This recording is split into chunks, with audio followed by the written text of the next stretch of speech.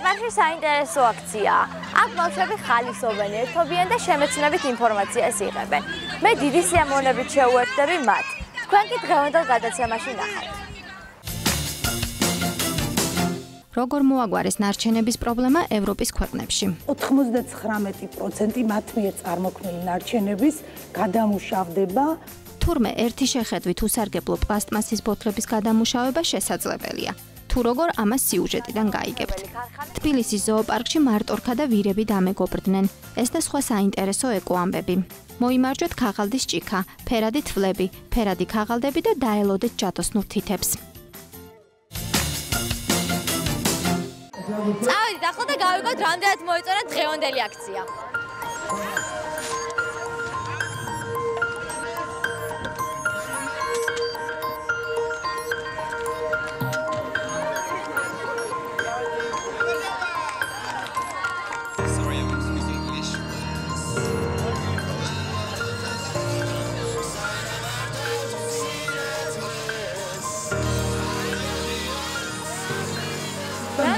შეთვის მნიშვნელოვანი მსგავს პროექტებში მონაწილეობის მიღება. მნიშვნელოვანია, რადგან აუცილებელია საზოგადოებამ გაიცნოს ის ეტაპები, რაც საჭიროა იმისთვის, რომ გადამუშავდეს ეს ნარჩენები და შემდგომ გამოვიყენოს. დასუფთავება და საერთოდ სისუფთავე ძალიან მნიშვნელოვანია ჩვენთვის და ასეთი აქციები ძალიან ხშირად უნდა ტარდებოდეს ჩემი აზრით. კიდევ უფრო ხშირად ჩატარდეს ესეთი აქციები, ძალიან კარგი იქნება. ძალიან კარგი იყო, არაჩვეულებრივი იყო. ძალიან კარგი იყო დღევანდელი აქცია და უკეთესი იქნება თუ კიდე განმეორდება ასეთი აქცია. ღონისძიებაზე თითოეულმა მოსწავლემ 10 პლასტმასის ბოთლი და 2 კილო მაკულატურა მოიტანა, რომელიც აქციაზე დასასწრები ერთგვარი ბილეთი იყო.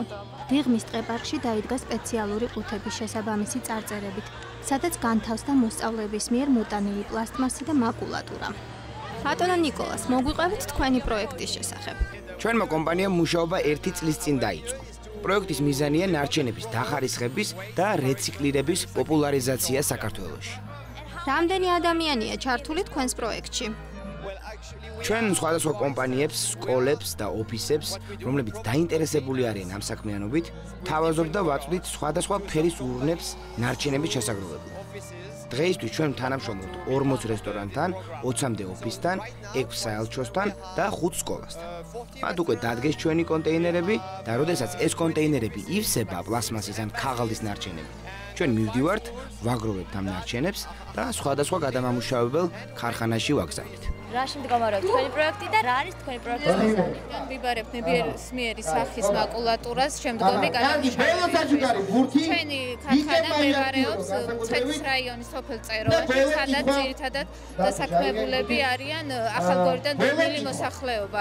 რაც მეტი იქნება მსგავსი აქციები, უფრო მეტი იქნება წარმატება და უფრო მეტი ადამიანებს დასაქმდება. ჩვენი ბაზარზე შემოსვლა მოხდა 3 წლის უკან. დაინტერესება იყო ჩვენი პლასტიკური ნარჩენების შეგროვება საქართველოს მასშტაბით და მისი შემდგომი გადამუშავებისთვის მომზადება. ჩვენ შეგვიძლია ესევე გაჩვენოთ რა გამოდის აქედან გამომდინარე, ნედლეული სახით როცა მიდის რაკეტდება მასთან. ეს არის კონკრეტულად მარტივად რომ ვთქვათ, ელემენტარულად შესაკრავი თოკი. კარგი. ერთის და მეორეც ასევე კეთდება ჩვენთვის ბაზარზე სკოჩი. რაც მთავარია, რითაც შეიძლება უფრო დავაინტერესოთ ხალხის ინტერესი იყოს, ეს არის კონკრეტულად სინთეტიკური ბოჭკო. შემდეგ ამისგან იკერება იგივე სინთეტიკური ტანსაცმელისთვის ტანსაცმელი.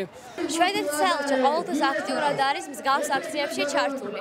მე მაინტერესებს რა არის მისი მიზანი და რატომ არის ყოველთვის ასე ჩართული მსგავს აქციებში. შვედეთის მთავრობა ეხმარება საქართველოს ნარჩენების მართვის გაუმჯობესებას. შესაბამისად, ის მუშაობს სხვადასხვა ორგანიზაციებთან, სახელმწიფო სტრუქტურებთან. მათ შორის არის 3 ორგანიზაცია, რომელიც კონკრეტულად ანხორციელებს დავასუფთავოთ საქართველოს პროექტს. ერთ-ერთის მონაწილე თქვენს ახართ, ეხლა როგორც უყურებთ, ყველა ეს ბავშვები აქ არიან. ეს ჩვენი ფინანსური მხარდაჭერით ხდება. ჩვენთვის ძალიან მნიშვნელოვანი არის, რომ საქართველოში მოხდეს ნარჩენები მიზნების შემცირება. ყველა თაობამ, აბსოლუტურად ყველა თაობამ გაითავისოს, რამდენად დამაზიანებელი არის ჩვენი გარემოსთვის ნარჩენები, რომელიც უკონტროლოდ არის მიმოფენილი. და რა თქმა უნდა, ყველაზე დიდი მნიშვნელობა აქვს ბავშვების მონაწილეობას ასეთი ტიპის აქციებში, იმიტომ რომ თითოეული თქვენთაგანი, რომელიც ასეთ აქციაში მიიღებს მონაწილეობას, მე მჯერავს, რომ ის არასოდეს არ დააბინძურებს თავის ქვეყანას. ცოტა ხანში ღონისძიების წამყვანებმა მოსწავლეებისა და პედაგოგებისთვის ნარჩენების თემაზე ვიქტორინა გაათამაშეს და დიდი ორომტრიალიც დაიწყო. ვიქტორინის გამარჯვებული ბავშვები და მასწავლებლები სამახსოვრო საჩუქრებით დაჯილდოვდნენ. ძალიან სახალისო იყო, ბევრი პრიზები და საჩუქრები დარიგდა. სამწუხაროდ მე ვერ მოვიგე, მაგრამ ძალიან კარგი იყო და ძალიან მომეწონა. ძალიან დიდი მნიშვნელობა აქვს ბავშვების ჩართულებას ბუნების დაცვის საქმეში. ჩვენ თავიდანვე ჩავერთეთ ამ ღონისძიებებში, ვღებულობთ აქტიურ მონაწილეობას. ბავშვმა უნდა იცოდეს და უყვარდეს ბუნება და გაუფრთხილდეს მას. ჩვენ უკვე 1 წელია დავიწყეთ ურთიერთთანამშრომლობის მემორანდუმების გაფორმება საჯარო სკოლებთან. ყავს უკვე დამეგობრებული დაახლოებით 30-მდე სკოლა. ვცდილობთ რომ თითოეული რაიონიდან ყველაზე გამორჩეული სკოლა შევარჩიოთ და მივცეთ ბავშვებს შანსი შიგნიდან გაეცნონ საპარლამენტო ცხოვრებას. ანუ ფართოდ გავაღოთ მათთვის პარლამენტის კარები. დაესწრონ საკომიტეტო მოსმენებს, ჩვენ ჩავერთოთ მათ ღონისძიებებში, დასუფთავების ღონისძიებებში, როგორც ეწყობა ახლა აქ, გამწვანების ღონისძიებებში, სხვა სამეცნიერო ღონისძიებებში, რომელიც შეიძლება ძალიან კარგად დაიგეგმოს პარლამენტის გარემოს დაცვა და ბუნებრივი რესურსების კომიტეტთან ერთად და გავამდიდროთ ამითი ჩვენი გამოცდილება და თქვენიც. სულ ბოლოს სახალისო და შემეცნებითი თამაშების დროს დადგა, რომლებიც ასევე ნარჩენებს ეხებოდა. ბავშვები თამაშებში სიამოვნებით ჩაერთნენ, ითამაშეს კალათ ფოთლი, ბოულინგი და ნარჩენებიც დაახარისხეს. მათ არც ჯადოსნური თითები დაივიწყეს და ნარჩენებისგან ახალი ნივთები დაამზადეს. მე ვუყურებ თქვენს გადაცემას და ძალიან მომწონს და ჩვენი ეს აქციაც და იმიტომ რომ უნდა ვიზრუნოთ ჩვენს გარემოზე და არ უნდა დავანაგვიანოთ, რადგან ეს ჩვენს ჯანმრთელობაზე ცუდად მოქმედებს. გარემოსა და ბუნებრივი რესურსების მინისტრის მოადგილის ნინო შარაშიძის განცხადებით, მსგავსი აქციების ჩატარება აუცილებელია, რადგან მოსახლეობამ და განსაკუთრებით ბავშვებმა უნდა იცოდნენ, თუ რამდენად მნიშვნელოვანია ნარჩენების დახარისხება და გადამუშავება. გარემოს დაცვის სამინისტრო მხარს უჭერს და თავადაც ხშირად ატარებს მსგავს აქციებს ნარჩენებთან დაკავშირებული საკითხების პოპულარიზაციის მიზნით. მე მგონი დღეს ძალიან სახალისო გასართობი და რაც ყველაზე მნიშვნელოვანია შემეცნებითი დღე გამოგვივიდახოთ. ჩვენ იმედი გვაქვს, რომ კიდევ მოვაწყობთ მსგავს აქციებს, კიდევ ვიხალისებთ და გირჩევთ შემოგვიერთდეთ და ერთად დავასუფთავოთ საქართველო. ვაგრძელებთ ჩვენს გადაცემას სტუმართან ერთად და ჩვენ დღევანდელი გადაცემის სტუმარია ნარჩენების მართვის სპეციალისტი ქალბატონი მადონა პიროვაშვილი, რომელიც ასევე გახლავთ არასამთავრობო გარემოს დაცვითი ორგანიზაცია ეკოვიჟენის ერთ-ერთი წარმომადგენელი. ხომასია. დიდი მადლობა ქალბატონო მადონა ჩვენთან მობრძანებისთვის. თქვენ უკვე მეორედ ბრძანდებით ჩვენთან, ძალიან სასიამოვნოა და ალბათ კიდევ მოგიწევთ, იმიტომ რომ ეს ისეთი თემაა, რომ აუცილებლად უნდა ვისაუბროთ და ხალხის ცნობიერება უნდა ამაღლოს ამ თვალსაზრისით. ჩვენ ახლა ნახეთ სიუჟეტი, სადაც ვიყავით დიღმის ტყეპარკში, საკმაოდ ვრცელი სიუჟეტი იყო, სადაც ეს აქცია მიეძღვნა იმას, რომ ბავშვებში ამაღლდეს ცნობიერება ნარჩენების მართვასთან დაკავშირებით. აი, მოდი, ჩემი პირველი კითხვაც ასეთი იქნება, რომ რა თქვენი აზრით, რა აზრი აქვს და რამდენად მნიშვნელოვანია ესეთი აქციების ჩატარება? მოგესალმებით, დიდი მადლობა მოწვევისთვის. ნამდვილად ძალიან მნიშვნელოვანია ესეთი აქციების მოწყობა, ესეთი სასკოლო საგანმანათლებლო აქციების მოწყობა და საერთოდ ნარჩენებთან მიმართებაში ცნობიერების ამაღლება. თუნდაც ის, რომ რაღაცნაირად ჩვენ კულტურაში დამკვიდრდეს, რომ ნარჩენები უნდა მივიტანოთ კონტეინერში, ჩავაგდოთ და არა დავყაროთ ქუჩაში, ან ტყეში, ან სადაც მოგვესურვება. ქალბატონო მადონა, მოდით მაყურებელს აუხსნათ, რა სახის ღონისძიებებს ატარებს თქვენი ორგანიზაცია? ანუ მხოლოდ ეს დიღმის ტყეპარკის დასუფთავების აქცია ხომ არ იყო, თუ სხვა გარემოს დაცვითი აქციებიც გაქვთ? რა თქმა უნდა, ეს არ არის პირველი აქცია, რომელსაც ჩვენ ვატარებთ, ჩვენი ორგანიზაცია ატარებს. გარდა აქციებისა, სასკოლო საკანონმდებლო აქციებისა, ჩვენ ხვდებით სკოლის პედაგოგებს, საჯარო სკოლის პედაგოგებს, მას ვუტარებთ ტრენინგებს, სემინარებს, ვაძლევთ რა თემატურ მასალებს, რაც შეიძლება გამოიყენონ და სკოლაში დაინერგოს და ბავშვებს მიაწოდონ.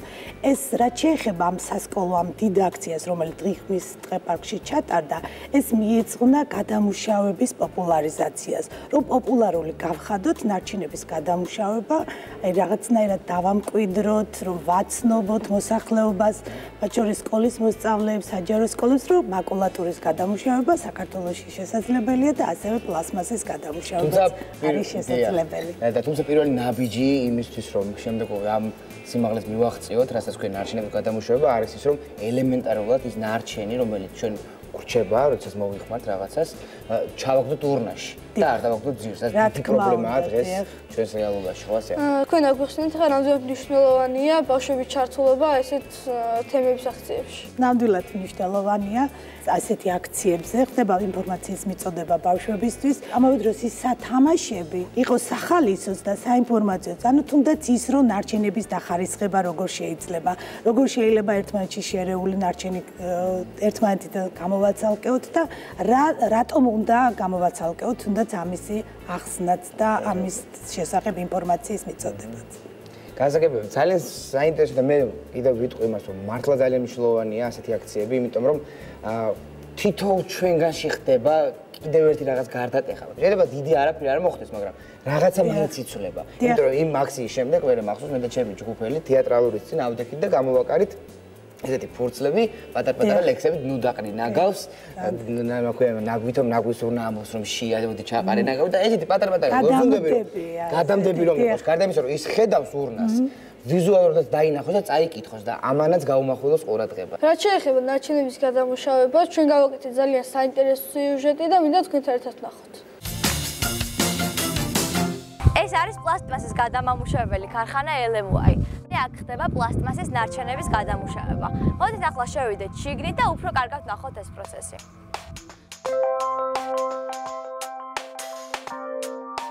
რატომ არის მნიშვნელოვანი ნარჩენების გადახარისხება და გადამუშავება? პლასტმასის ნარჩენები ძალიან საშიში ნარჩენებს განეკუთვნება. შეიძლება უმნიშვნელოდაც მიიღოთ, რომ ერთი ცალი ბოთლი გადააგდეთ. მაგრამ სადაც ის ბოთლი დაიმარხება, იქ მცენარე არ ამოვა. ან ნებისმიერი პლასტმასი გადამუშავდება თუ რაიმე კონკრეტული? ჩვენ ვამუშავებთ პოლიეთილენს, აი თელოფანი, შამპუნის საყოფაცხოვრებო, პლასტმასის ჭურჭელის გადამუშავება ხდება. ბალონები როა, ზეთის ბალონები, მაგის გადამუშავება ხდება. ფაქტიურად ბოჭკო გამოდის. ბოჭკოდან უკვე შეიძლება დასაცმლის მოქსოვა, ბაწრები როა, თოკები როა, ჭერა თოკები, ეგენი მზადდება. ძალიან ბევრი რაღაცა მზადდება. და რომელ ქვეყნებში უშვებთ ამ გადამუშავებულ პლასტმასს? ხელშეკრულებები გვაქვს რუმინეთთან, ჩინეთთან, ტაივანთან, თურქეთთან. მანდ ამ ქვეყნებში არის მაგის გადამუშავების ტექნოლოგია, ჩვენთან ჯერჯერობით არა. საიდან მოგაქვთ ეს ნარჩენები? ნარჩენები მთელი საქართველოს მასშტაბიდან ვაგროვებთ, ჩვენ გვაქვს წნეხები, გიდრაულიკური წნეხები და მე ჩამოვაგდ. აქ ადგილზე მოსახლეობასაც შემოაქვს. ყავს ჩვენი ელექტრომობილები, რომლებიც დადიან ქალაქში და აგროვებენ პლასმასის ნარჩენებს. რაც შეეხება აი გადაირჩა ამ დანადგარზე, მე წამოვიდა ბოთლი, შემდგომ წავიდა ზემოთ, სადაც ეტიკეტები შორდება. ეტიკეტები ჩამოდის აქ. გადმოდის ამ კონვეიერიდან ტრაბილკაში, სადაც იფქვება მე.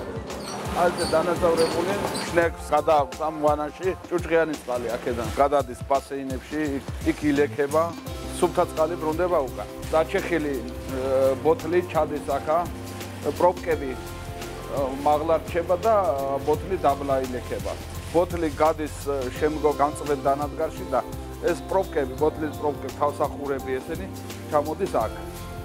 ეს კიდე ცალკე მასალა, ეს ის გამოყენებადია. ეტიკეტიც გამოყენებადია, პროპკაც გამოყენებადია, ბოთლი ხო არის და არის. კიდევ თუ რამე ნაგავია, დაბლა გადადის. ეს რო ტრიალებს, მაღლა ამოდის ეს ჭუჭყი, მაღლა ამოდის და უკან ბრუნდება. ეს გარეცხილი მასა ჩადის ამ დანადგარში, რომელიც ტრანსფორმაციულად აწვის წყალს. შემდგომ აქ ცხელ ჰაერთან ერთად დაკუჭმასებული ბოთლი გადის ამ ტრუბაში და ჩადის იმ ბუნკერში. საიდანაც იხრება სტომრებში. მეტი ტონა რო ჩავიდეს, ამისათვის გვაქვს საფერხი მოწყობილი. ჩვენი ქარხანა პირველია საქართველოში კი არა, ამიერკავკასიაშია პირველი. იმით რომ ჩვენ შეგვიძლია თვეში გადავამუშავოთ 200 ტონიდან 400 ტონამდე. თუ 2 ცვლას ვამუშავებ მე დღის ცვლას და ღამის, მაშინ 400 ტონის გადამუშავება შეგვიძლია. 400 ტონა ძალიან დიდი რაოდენობა, 400 ტონა თელთბილის მეტრანახევრის სიმაღლით დაფარავს ბოთლს.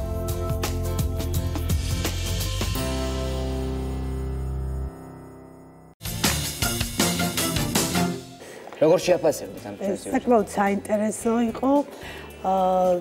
ეს ერთადერთი საწარმოა საქართველოში, რომელიც პლასმასის გადამუშავებას ეწევა და ჩვენი დიღმის ტყეპარკის აქცია სწორედ ამას მიეწყნა, რომ რაღაცნაირად გვეთქვა ყველასთვის, რომ არსებობს ესეთი საწარმო, რომ შეგიძლიათ პლასმასის ბოთლები მიიტანოთ, ჩააბაროთ, ან შეაგროვოთ, თვითონ მოვიდნენ, წაიღონ და ნამდვილად თქვენი სიუჟეტი ყველას დაეხმარება, რომ რაღაცნაირად ეს ვიცით, რომ შვედეთის საელჩო აქტიურად არის ჩართული ნარჩენებთან დაკავშირებულ საკითხებში.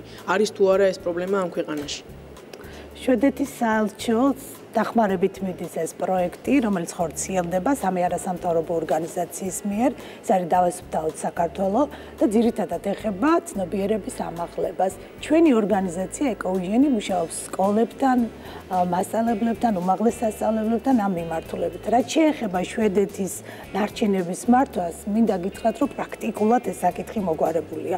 99% მათ მიერ წარმოქმნილი ნარჩენების გადამუშავდება ან იწვება სასარგებლო ენერგიის მიღების მიზნებს. მხოლოდ 1% გადის ნაგავსაყრელზე. ეს იმას ნიშნავს, რომ ყოველწლიურად შვედეთში ნაგავსაყრელების რაოდენობა იკლებს და შესაბამისად იმატებს გადამუშავებული ნარჩენების რაოდენობა. როგორც ვიცით, იდეის დონეზე იყო, რომ ხმარებიდან უნდა ამოიღოთ პოლიეთილენის პარკები. მაინტერესებს, იგეგმება თუ არა მსგავსი რამ საქართველოში? ესე მარტივად უცებ ავკრძალოთ და რაღაცნაირად არ შეიძლება. თუმცა, ხა შექმნილია ნორმატიული დოკუმენტი, რომელიც ამას შეძლებს დაგვარად დაარეგულირებს. მაგრამ თვითონ საზოგადოებაც რაღაცნაირად მოტივირებულია, რაღაცნაირად სურს, რომ ეს პოლიეთილენთან დაკავშირებული პრობლემა თვითონ მოაგვაროს. მაგალითად, ყოველდღურად თქვენ შეიძლება მოგდიოდეთ კიდევაც Facebook-ზე ესეთი მესიჯები, რომ ერთი დღე პოლიეთილენის გარეშე, ერთი კვირა პოლიეთილენის პარკების გარეშე.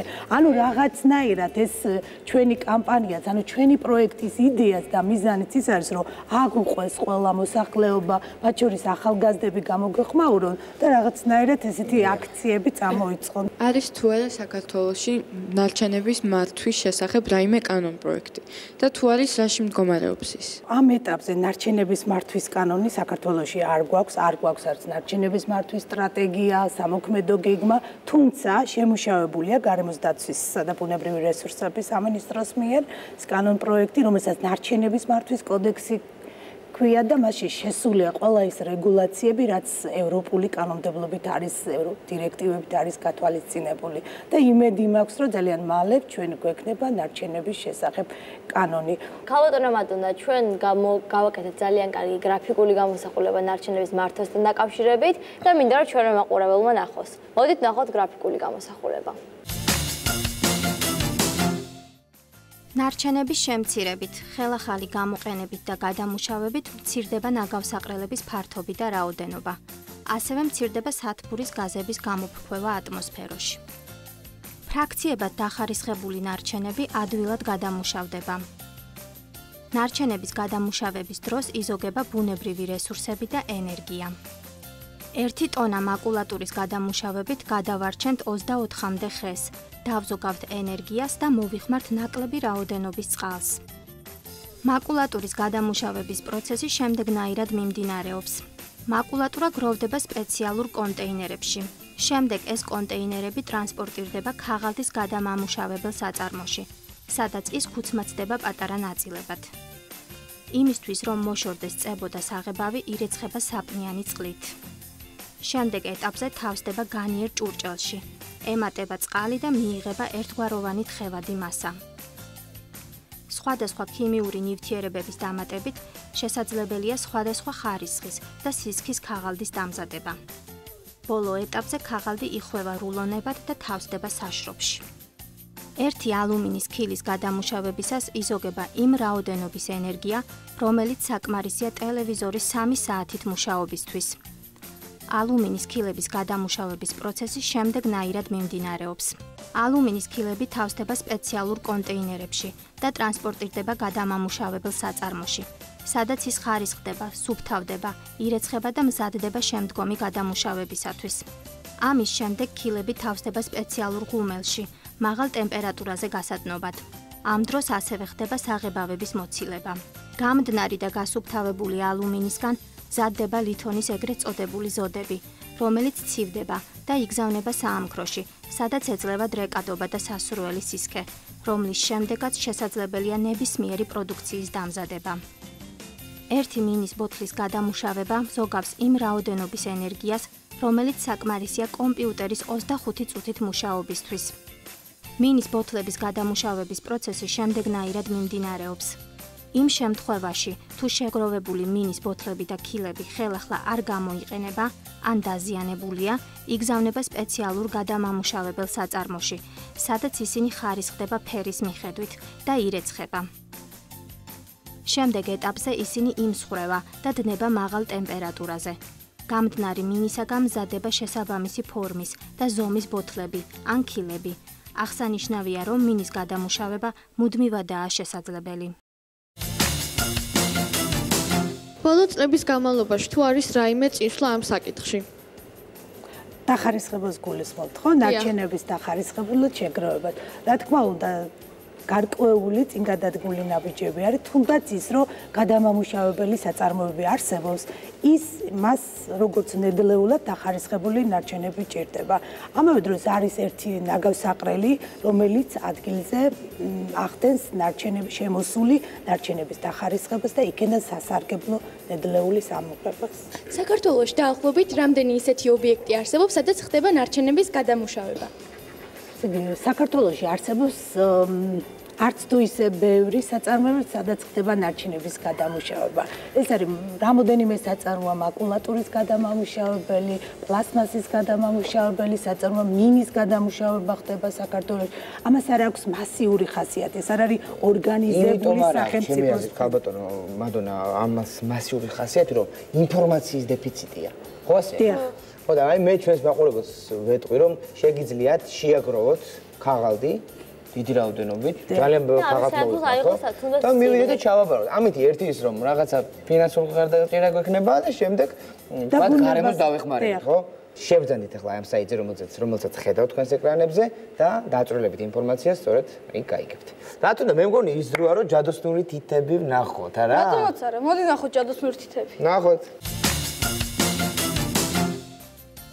დღეს ჩვენ ნარჩენებისგან ავაწყობთ გვირგვინს.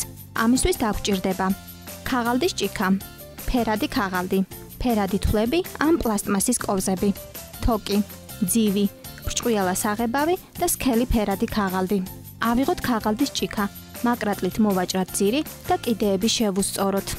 შემდეგ ფერადი ფურცელი აი ასე გამოვჭრათ. ჩვენ გამოვიყენებთ ყვითელ ფურცელს. თქვენ კი შეგიძლიათ ნებისმიერი ფერის ფურცელი გამოიყენოთ. გამოჭრილი ფურცელი ჭიქას დავატოლოთ. ახლა ჭიქას გარედან წავუსვათ წებო. შემოვახვიოთ ფერადი ქაღალდი და დავაწებოთ. ზედმეტი ნაწილი მაკრატლით მოვჭრათ. თუ არ გაქვთ ფერადი ქაღალდი, შეგიძლიათ ჭიქა გარედან შეღებოთ. ამის შემდეგ ჭიქა აი ასე დავჭრათ და გვირგვინის ფორმა მივცეთ.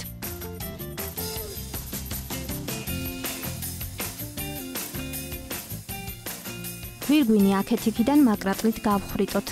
ავიღოთ თოკი, გავჭრათ შუაზე, ნახრეტებში გავუყაროთ და გავკვანძოთ. ამის შემდეგ გვირგვინს ქვემოდან მძივი შემოვახვიოთ და შევკრათ. ზედმეტი ნაწილი კი მოვჭრათ.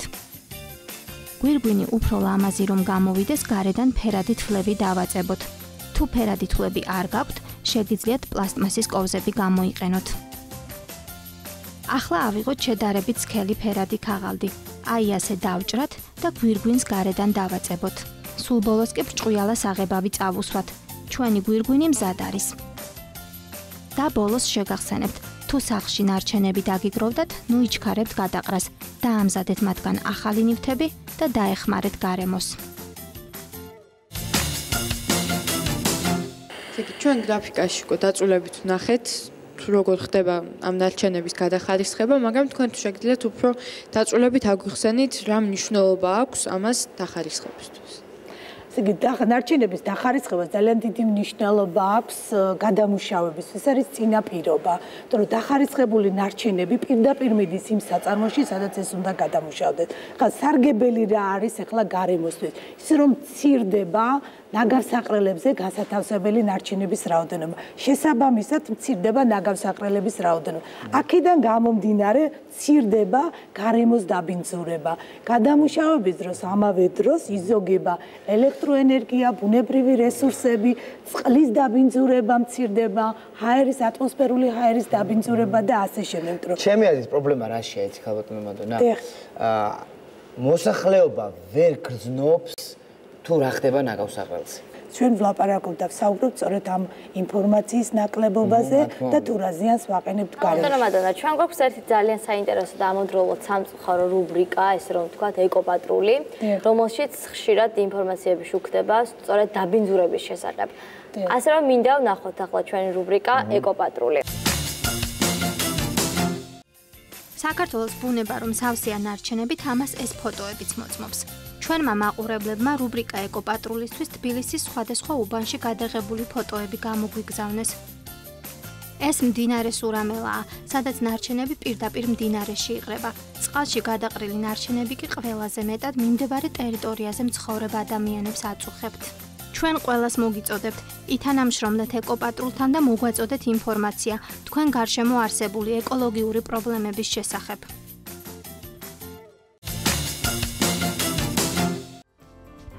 თბილისის ზოოპარკში მცხოვრები მარტორქის და ვირების მეგობრობის ისტორია მთელ მსოფლიოს მოედო და სხვადასხვა წამყვანი გამოცემების გვერდებზე მოხვდა. საქმე ისაა, რომ ზოოპარკის ადმინისტრაციამ მარტორქა მანუელას ვოლიერში ვირები შეუსახლა. ცხოველებმა ერთმანეთს მშვენივრად გაუგეს და ნამდვილ მეგობრებად იქცნენ. ამ უჩვეულო მეგობრობის შესახებ რეპორტაჟები ისეთმა ცნობილმა გამოცემებმა მოამზადეს, როგორიცაა Associated Press და Washington Post-ი. როდესაც ამ ძაღლს უყურებთ, შეუძლებელია რომ კარგ ხასიათზე არ დადგეთ. მას მარუ ჰქვია და ის მსოფლიოში ყველაზე მომღიმარ და უდარდელ ცუგად ითვლება. მარუს უყვარს იოგურტი და სათამაშოებით თამაში. პატრონის თქმით, მარუ ყოველთვის კარგ ხასიათზეა და ირგვლივ მყოფებსაც ამხიარულებს. დინარის გადალახვისას ანტილოპას თავს ნიანგი დაესხა. სწორედ ამ დროს მას მხსნელად ბეჰემოტები მოევლინენ. ჰიპოპოტამები ანტილოპას გარს შემოეხვიდნენ და ნიანგს მსხვერპლთან მიახლოების საშუალება არ მისცეს. ეს იშვიათი კადრები ფოტოგრაფმა ვადიმ ონიშჩენკომ კენიაში გადაიღო. გარემოში დაყრილი ნარჩენები რომ უსიამოვნო სანახავია, ამაში ყველანი დამეთანხმებით. განსაკუთრებით ცუდი სანახავი კი წყალში ჩაყრილი ნარჩენებია. ამ პრობლემის მოსაგვარებლად მერილენდის შტატში ეგრეთ წოდებული წყლის ბორბალი შექმნეს, რომელიც ბალტიმორის ნავსადგურში წყალს ნარჩენებისგან წმენს. ეს მოწყობილობა მზის პანელების და წყლის დინების მეშვეობით მუშაობს და დღეში 22,000 კილოგრამ ნაგავს აგროვებს. ბალტიმორში იმედი აქვთ, რომ 2020 წლისთვის ნავსადგურის მიმდებარე ტერიტორიაზე ბანაობა შესაძლებელი გახდება. დიდი მადლობა ქალბატონო მადონა, რომ მობრძანდით ჩვენთან და რაც თავარია, მადლობა იმისთვის, რომ ხშირად გვაღებინებთ მონაწილეობას ესეთ აქციებში და იცოდეთ, რომ ყოველთვის მზად ვართ. თქვენს გვერდში გვიგულეთ. მე მინდა პირიქით მადლობა მოგიხადოთ, რომ თქვენი გადაცემა ეკოვიზია ყოველთვის მხარში გვიდგას, ყოველთვის აშუქებს ჩვენ აქტიობებს, დასუფთავების აქციებს, საგანმანათლებლო აქციებს და ძალიან დიდი მადლობა, რომ თქვენ ხართ და თქვენ ძალიან ბევრი გიყურებთ სხვათა შორის გვეუბნებიან და ცეთი ძალიან მიხარია, მართლა გულწრფელად მიხარია და მინდა რომ რაც შეიძლება მეტად იყოს ხალხის ჩართულობა. ასეთ და თუ შეიძლება დავამატებ გიორგი, მე მოგიტანეთ ყველას საჩუქრები, ჩვენი ეს ბოლო ნამუშევარია კომპოსტირება საოჯახო პირობებში, ანუ ესეც არის გადამუშავება, ორგანული ნარჩენების გადამუშავება, ეს წიგნი არის პირველი სერია, ესე ვთქვათ, 3 წიგნიდან, შემდგომ იქნება სეპარაცია და რეციკლირება, ანუ გადამუშავება. თავარი გმირები ხართ თქვენ. ამ წიგნის თავარი გმირები ხართ თქვენ.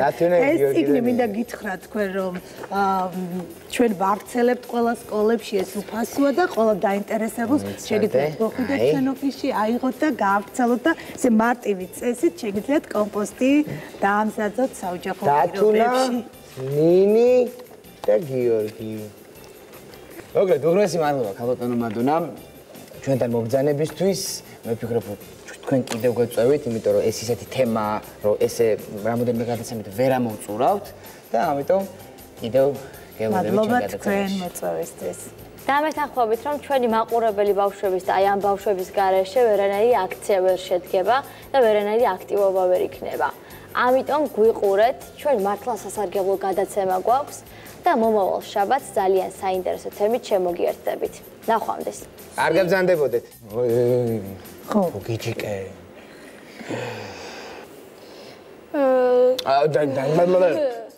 ხო. რაჯობია ამას ნეტავკარ. დათუნას მოვუსმენთ რაღაც კარგი იდეა, ხაბა? მოდი მაშინ ყველას ვთხოვთ როგორ უნდა მოვიდეთ. ინფორმაცია როგორ და გაიგონ ბავშვებმა. რასაუბრებთ?